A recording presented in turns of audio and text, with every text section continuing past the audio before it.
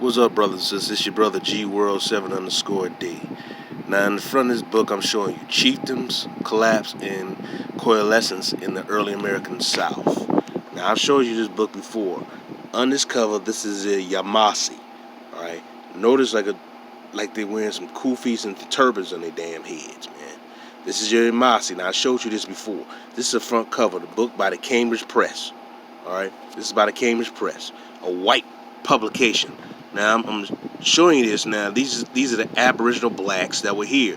The Yamasee, the Appalachians, the Chickasaw, the Choctaw, the Timuaqua. All these Negroes are all here, alright? And I'm showing you this because I keep hearing Negroes continue to say that we're descendants of African slaves. That is not true. Alright, that is not true. Let me say something real quick, man. I want a lot of Africans to stop speaking of Black American history because you don't know what the hell you're talking about. You keep telling about Black Americans need to come back home. We don't know who we are. We don't know our culture. We don't know where we're from. Some Caribbeans are saying that. Please stop speaking out of history because you don't know what the hell you're talking about. Most of us are descended of the Aboriginal blacks that were already here. I put in the research, and so many brothers and sisters have put in the research of our true history. Please stop that mess telling us to go back to Africa and know our true history, because our true history is here. Trust me, it's here. Alright, I'm going to turn to page 81.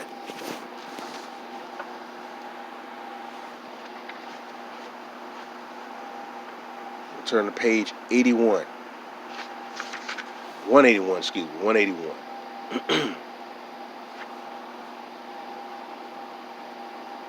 As I go to page 181, I'm going to start there.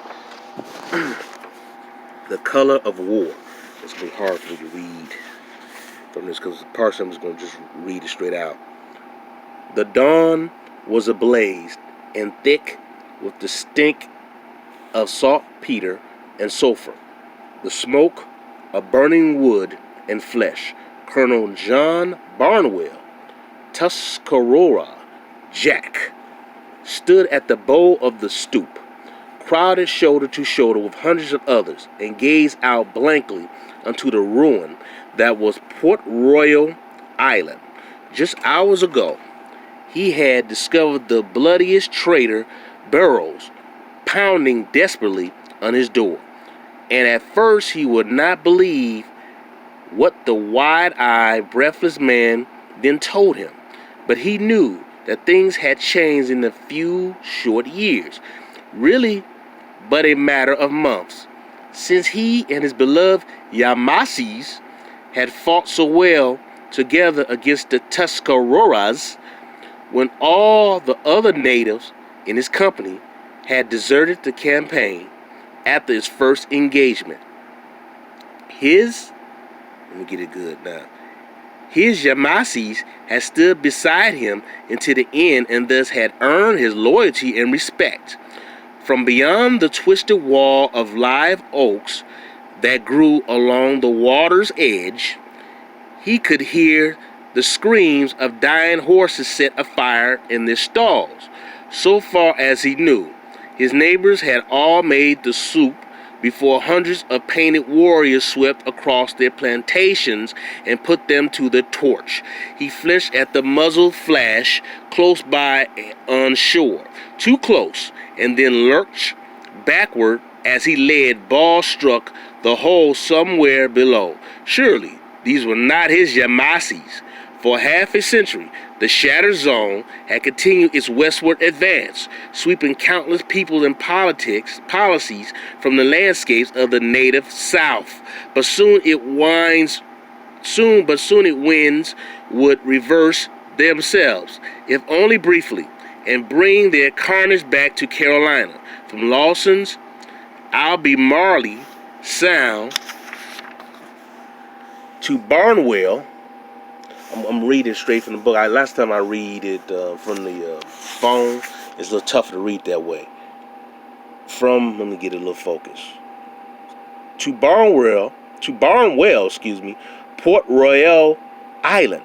In 1702, the War of Spanish Succession erupted between England and the powers of France and Spain. An intimate consequence of war, one that was doubtly disastrous for native communities across the colonial South. Was it interrupted of transatlantic shipping? First, the price of captured Africans, already on the rise because of increasing competition among slavers, trebled or even quadrupled. The cost of shipping slaves from Africa to ports in the West Indies likely doubled as well. As a result, slave traders throughout the Western Atlantic turned to Carolina. Galley notes that the cost of shipping Indian slaves from Carolina to West Indies, let me repeat this again, the cost, notes that the cost of shipping slaves from Africa to ports, the cost of shipping Indian slaves, from Carolina to the West Indies or north to the colonies such as Massachusetts and Pennsylvania was less than half the cost of shipping enslaved Africans. I repeat, notes that the cost of shipping Indian slaves from Carolina to the West Indies or north to colonies such as Massachusetts and Pennsylvania were less than half the cost of shipping enslaved Africans. Moreover, the purchase price that Carolina suppliers obtained for captured Indians was also perhaps half or less than half the price that African suppliers demand. It is surely no coincidence that the Carolinas slavers and their Indian allies chose this moment to overwhelm the Mission Indians of Spanish Florida. Colonel James Moore, the governor of Carolina from 1700 to 1703, and one of the Goose Creek men, organized a joint Anglo-Indian assault on St. Augustine in November 1702. Moore was an infamous slave trader, having been banned from the Indian trade for numerous transgressions.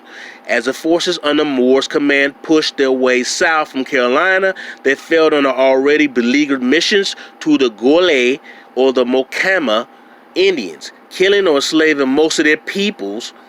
Soon after, they laid waste to St. Augustine and its environs, but were unable to breach the Coquina walls of his fort. For this failure, which undermined the supposed purpose of the expedition, Moore's opponents in Carolina compelled him to resign his post as a colony governor. But hardly 2 years passed before his replacement, Sir Nathaniel Johnson,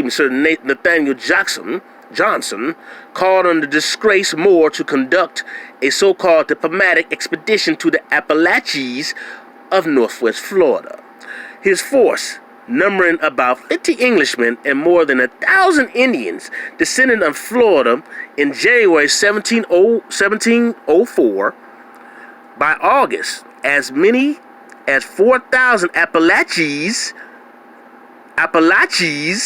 were captured and taken as slaves for the Carolina market. By August, as many as 4,000 Appalachians were captured and taken as slaves for the Carolina market. Many hundreds or thousands were killed, and 29 missions were destroyed or abandoned. Spanish Florida never recovered from these losses. In 1705, another joint force of English slavers in their Lower Creek Chickasaw allies marched south, attacking the Timucua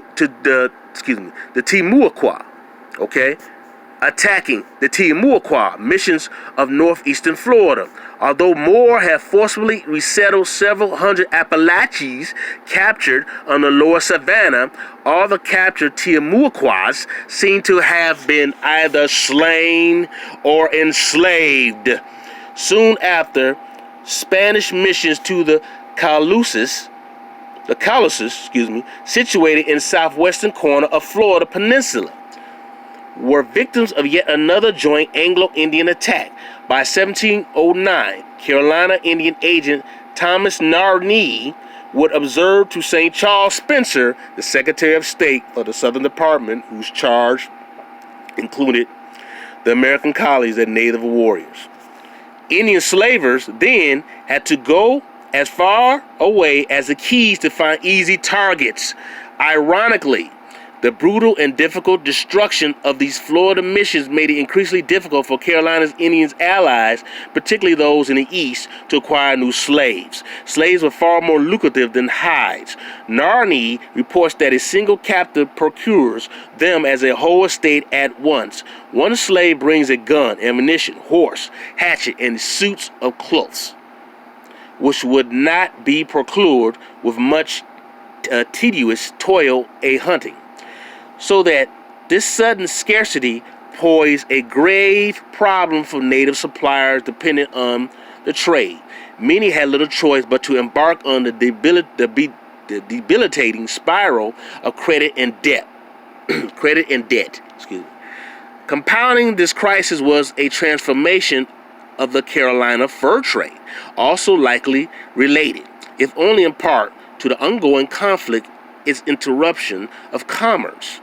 While it is hardly inaccurate to associate Carolina's peltry market with deerskin trade, William Ramsey argues that its commodities were much more diversified before the trading season of 1702-1703 and included beaver, fox, otter, and raccoon.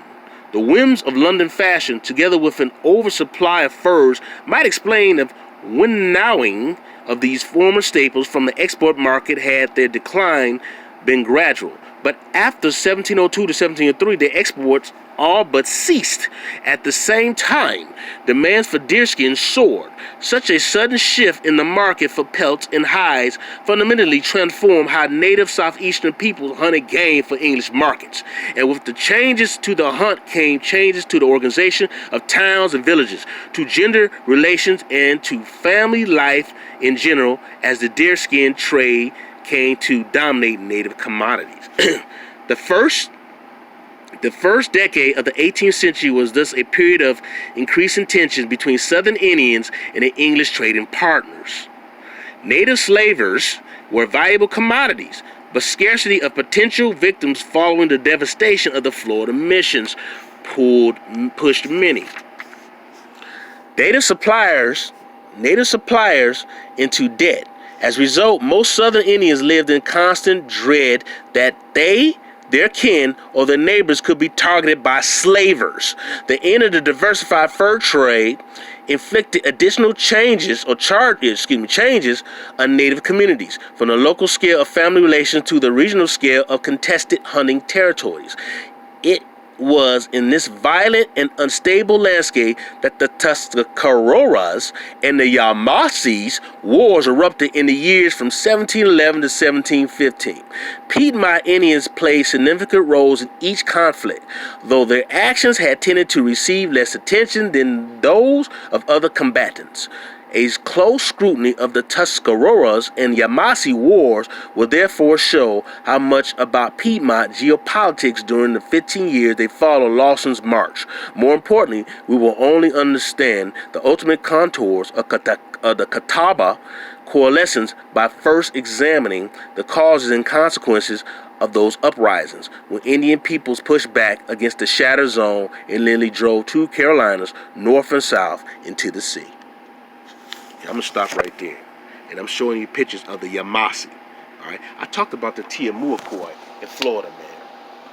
And I just told you that people were fearing their life, but they were being enslaved and captured. What the help of other sellout niggas from other tribes, man. And I'm going to tell you these over and over again.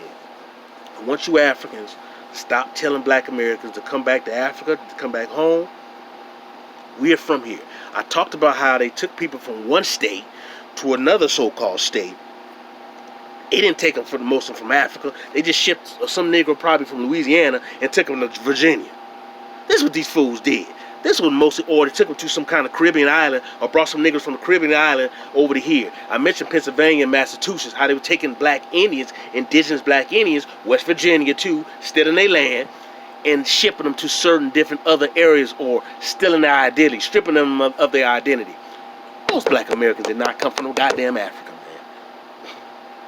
And I'm going to show you some pictures in the future of the Tiamuaquoi. I did show you one picture of one of the chiefs from ancient Florida. These were straight up Negroes, man, with rocking Jackson 5 type afros. These were not no goddamn pale-faced Asian Mongoloids. Most black people in this goddamn country were not descendant of African slaves. Stop that. Stop that. I said this over and over again. We're descendant of the Aboriginal the black Indians, the indigenous Aboriginal black Indians, and Aboriginal black Europeans. That mixture that we are is some black Mongoloids. But we're not, most of us did not come from African slaves.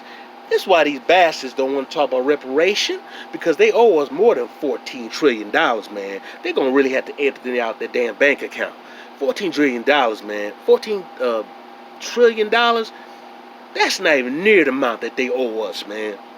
Because they stole our identity, they gave it to other people, these fake Mongoloid Asians, and these white folks run around these white little fake tribes who collecting casino money. They stole our land.